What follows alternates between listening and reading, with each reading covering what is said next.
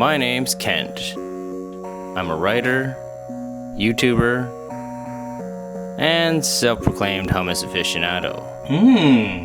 Hummus. I don't know what I'm doing here, but with you watching, that makes two of us.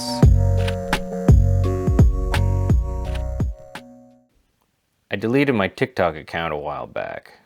Not for any mental health reasons, simply because I was trying to write and instead found myself relentlessly watching just one more video. Man, you want to find a way to literally watch your dreams fall out of your grasp as you waste your hours doing absolutely nothing? Turn on TikTok. It's a one-stop digital shop you can access from just about anywhere. Instead of taking out the trash on time, reading a book, getting dressed, spending time with a loved one, or going for a goddamn walk, why not just turn on TikTok and say fuck it to the entire day? And don't think this is some kind of China-centric targeted criticism. The Zuckerbergs and Musks of the world are just as much to blame. TikTok, deleted. Instagram, deleted. Twitter, or X posts if you will, deleted. Think of how much time you are spending on these platforms which accomplish nothing other than being in the know of what other people are doing. Maybe that sounds important to you, but how much time are you spending being in the know compared to how much time you're spending bettering yourself? If you found a way to use these platforms to make money or develop a following for some purpose, then I guess you can rationalize spending some time on them. Albeit you are exploiting other people who are wasting their time on said social media. On a related note, I really do thank myself for never joining Twitter.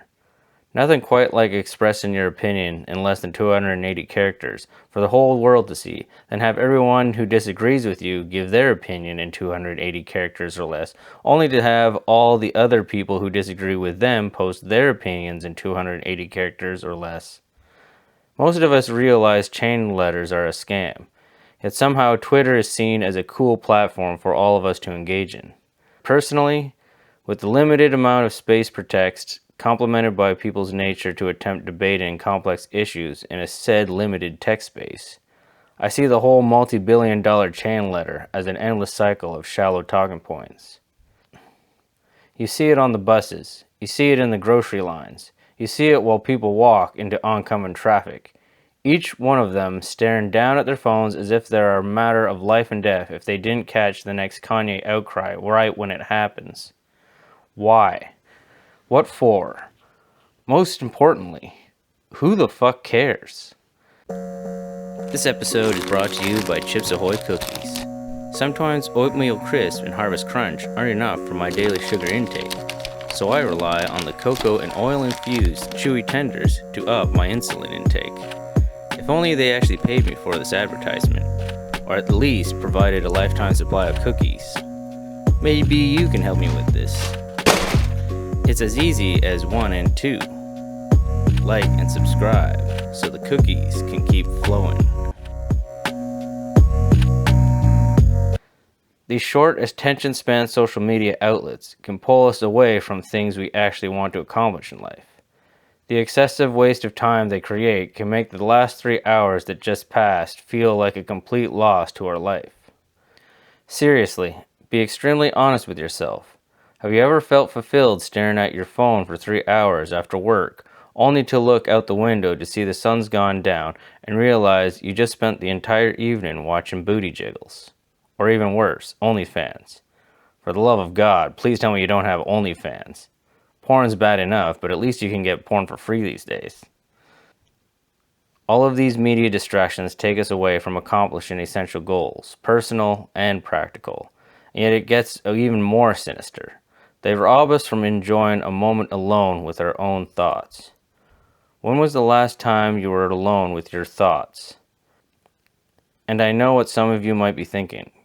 Kent, I just took your advice from the last YouTube video about writing out my pain. That's great, but being alone with your thoughts is fundamentally different.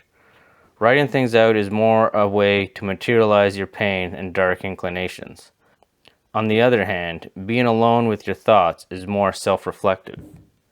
Sitting, alone, in silence. Nothing running through your head but your mind. So many people today have lost this luxury, which the ancient philosophers would deem as necessity.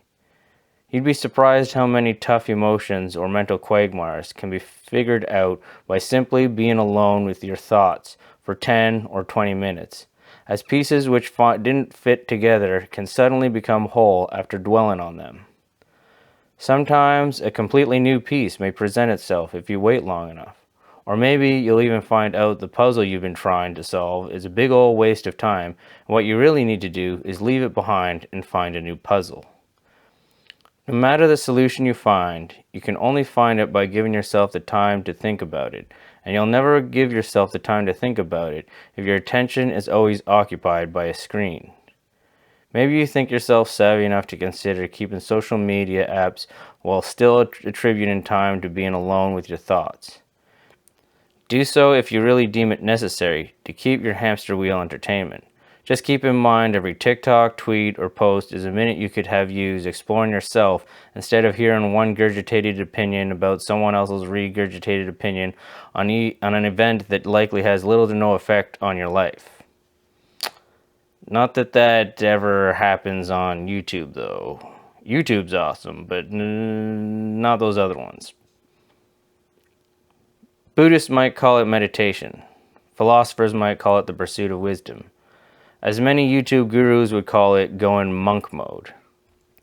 Whatever words you use to describe it, the engagement of self-reflection where you are uninhibited by the ever so many distractions of your day is so very important for a balanced life.